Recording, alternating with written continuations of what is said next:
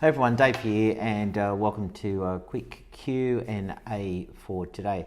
So one of the questions that was asked of us over the weekend, a young guy came in with his parents to the flight school and wanted to know about flight school training, of course, or flying training, and wanted to know whether or not he would need a university degree or college degree in some countries to become an airline pilot. Well, the answer to that is no, you don't. However, in saying that, the airlines do prefer you to have a college degree or university degree. They usually request some form of tertiary education. I tend to think it's a mistake, however, if you focus on doing an aviation degree if you want to have a flying job within the airline. And the reason for that is, I believe, from my experience throughout the industry, that you're better off having a degree which is non-aviation related. The reason for that is simple. If you put all your eggs in one basket and a problem arises within the aviation industry, then you're left with nothing pretty much. And there are a number of things that can cause you to lose your job within the aviation industry, such as suffering with a health issue and losing your medical, or failing your airline company proficiency checks, or through a downturn in the industry. So it's always good to have a plan B, particularly within the aviation sector. I'm going to give you a comparison between a student that is completing their training through a university course and also a student that's completing their training through a non-university course, such as a flight school.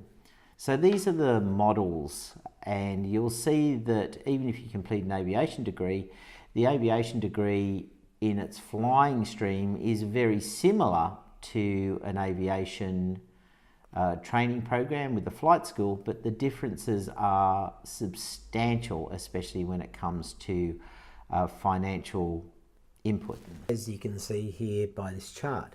So what I've outlined are the three different methods of obtaining a pilot's license, going through the recreational pilot's license, the private pilot's license, and the commercial pilot's license.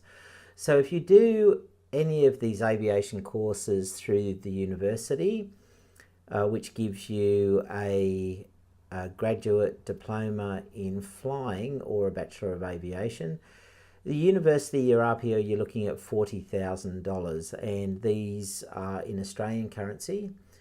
Private pilot's license isn't offered by the university, and a commercial pilot's license $130,000.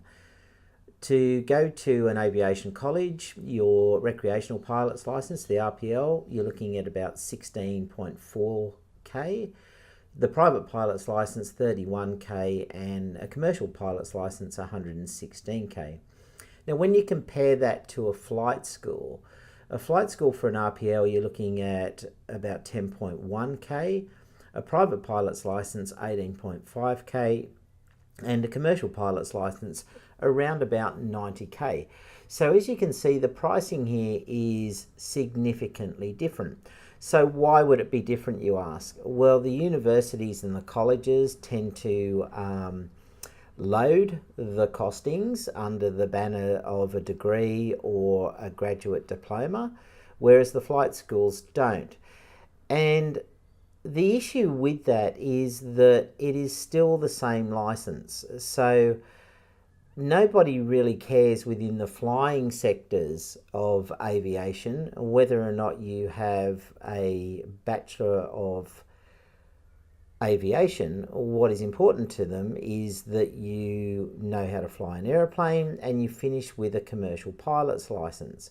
Now, as I said earlier, the airlines do prefer you to have a degree, but to have an aviation degree realistically doesn't make sense. If you're going into the aviation industry, as I said earlier, you're much better off having a degree in some other subject that you can fall back on if you lose your job or are unable to get a job within the aviation sector.